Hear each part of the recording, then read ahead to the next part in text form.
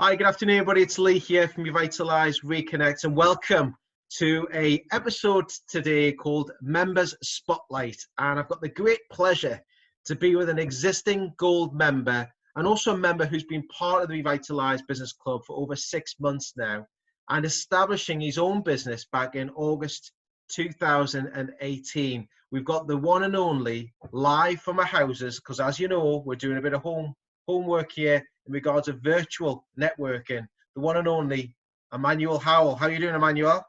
I'm good, Lee. How are you? I'm doing very well, my friend. Doing very well. I love your backdrop, by the way. Thanks. Yeah. They can be Emmanuel's bought on my very new posh. online shop. Exactly. Well and truly.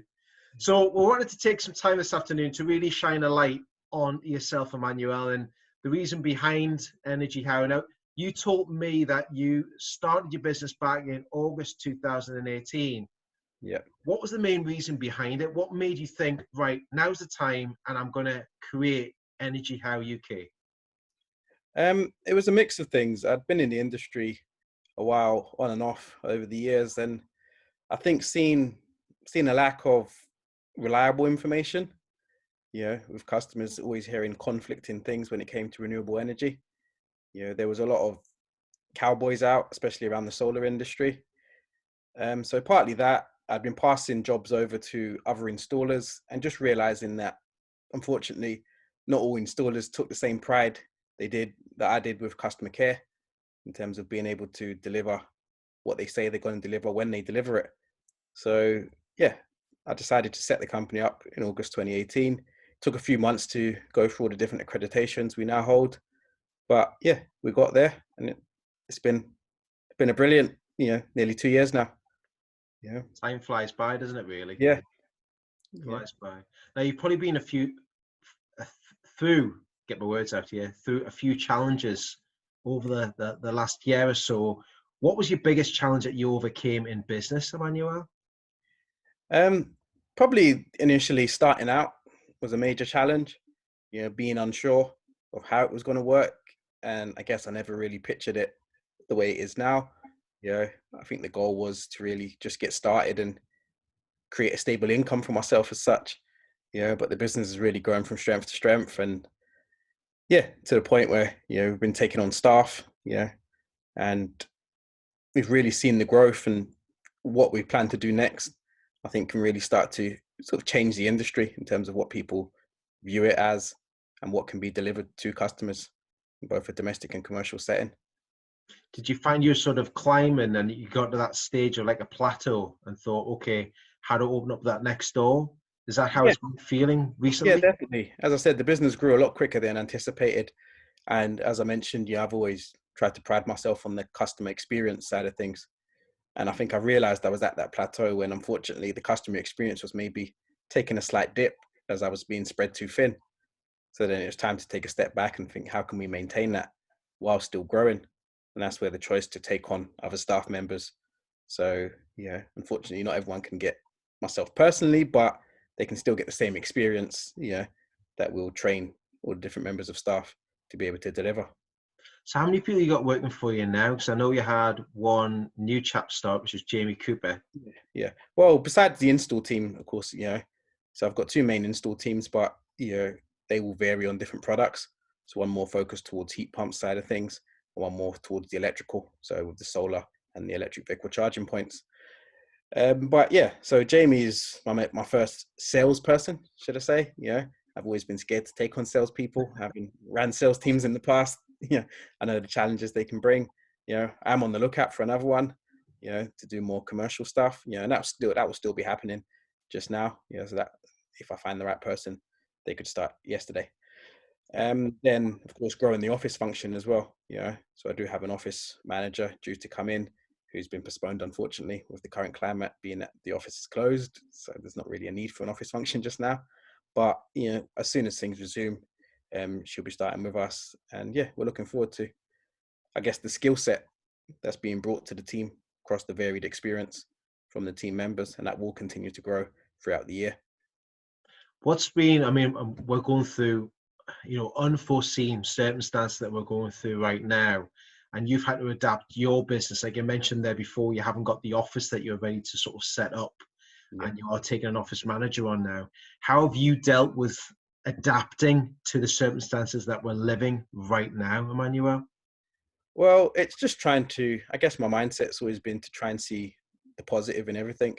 And, as many people know now, we've started doing the advertising on Sky TV, for example, you know, and although it's maybe not gone the same direction we had planned when we first planned out our Sky campaign, it's seen that the silver lining to it is with people being at home and working from home, more people should be seeing our advert. And from that, although it might not transact into immediate business because not many people are really wanting to invite us around to come and do these site surveys just now, it's building that brand awareness and people are more aware of what we do and how we do it. And then once things do resume back to normal, that should then give us a spike on that. We will be doing remote surveys, so we're adapting to that. Many houses we can find a lot of information about the property online nowadays. So we can do a brief remote survey to give people an understanding of what could potentially be done to their property. Pending, of course, a full on-site survey to confirm certain details. And we'll work with people on that. We can ask them to do certain parts of the survey on our behalf, just to be able to give them the relevant information for that. And there's no charge to that service. So I think this is a good time for people to start planning for the future. I know when we spoke, when we look online, for example, we've seen that carbon emissions are down, just with the shutdown of things. And I think it starts to really open people's eyes to the impact of what we do day to day and the need for change going forward. How long would it take to do a remote check for a client? You mentioned the remote health check. In reality, we'd be taking maybe between 15 minutes to half an hour of their time. It's not much involved for us to be able to do the design. We've got all the setup on this side of things. It's just collating that information. So as long as we have information on their current energy bills, we can then factor in how much they can potentially save. And then we'd ask some information about the property in terms of insulation, double glazing, and most houses which have an EPC done, so an energy performance certificate completed, it will give us an idea of the square meterage of the property. And then the only thing we'd need separately is room sizes, which if the customer's happy to measure room by room and send it across to us, that helps. But if not, we can still give them an indicative heat loss, and that would then be translated to a formal proposal. Once things are back to normal, we can get round to visit and do the measurements as needed. And what about in regards, thanks very much. And then you sort of talk about the mindset, which I have to take my hat off to you on this, Emmanuel, especially where I 100% agree that you've been planting the seeds. So you're looking at the visibility that you're doing, but you're also looking at the long term. So you're sort of planning ahead of yourself right now. How much time are you spending on planning in your business? Do you allocate a lot of time each day, each week, each month, especially now? Yeah. Well, historically, I used to spend about a day a week just planning on what I'm going to do for the next week, and also, I guess, reflecting on what I've done so far, because it would make no sense to continue doing the same thing if you're not getting the results. So it's always having to adapt. And I guess that's something I've always been used to. I guess now planning becomes a bigger part of my day to day, without much else happening just now, because our business is very focused on being on site. That's going to maybe take a hit for the next few months. But then again, it's adapting to that, as I say, moving to these online platforms. We'll also be starting a blog, which will help give people the information, and hopefully keep people engaged in what we're doing. So just doing that, because as I say, renewable energy is a complicated subject for many people. And I think that's the main reason why many people would shut off to it and feel there's not a need for change. But I think evidence shows there is a real need for change. And hopefully over the coming months, while we're sitting about twiddling our thumbs, going crazy, being locked in, we can start to understand it better. Yeah. And I think it's key what you've mentioned there is regards to the likes of communication tools, embracing the technology that you have right now. And we've said it again earlier, that visibility, always keeping out and about and seeing the name How popping up in anything that you're running a business. Well and truly. So where do you see your business going to next, and what's the next level for yourself, Emmanuel? Where would you like to take it to? Well, I think I've mentioned previously trying to push the commercial offering further. So we've got some partnerships actually with Sean Jameson. So trying to push the commercial utilities. I think this is a good time, particularly for businesses. many businesses, of course, trying to keep afloat, then you need to look at your outgoings and how you can reduce that. And utilities seems to be one of them that businesses typically don't look at when the money's coming in. But now you want to start to reevaluate everything, and we can do that remotely, UK wide, without having to be on site. So, it's trying to push that side of it. And then also trying to gear up towards, certain types of businesses, which will have to remain business as usual, particularly as we mentioned, the likes of schools, care homes and housing associations, for example, they're having to continue as normal to an extent because, care homes, they can't kick out all the residents as such. So they have to care for them in some way, shape or form. And again, we can help with the cost in terms of doing that, because heat typically seems to be a big cost for that, but as well future-proofing, which is important. Because climate, if a care home, for example, their heating goes down, they may struggle to get an engineer out very quickly. So they can future-proof against that.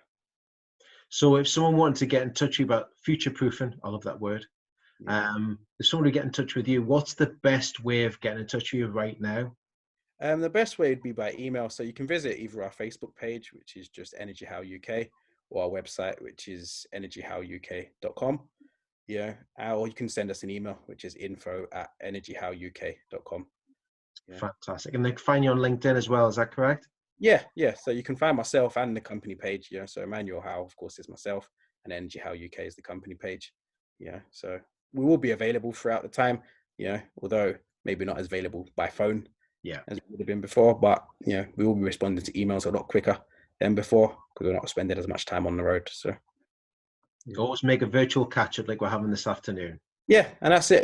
Again, if customers want to catch up via Zoom or anything, we can always have this as if it is a face-to-face meeting and discuss, because it does always help. Be able to have that.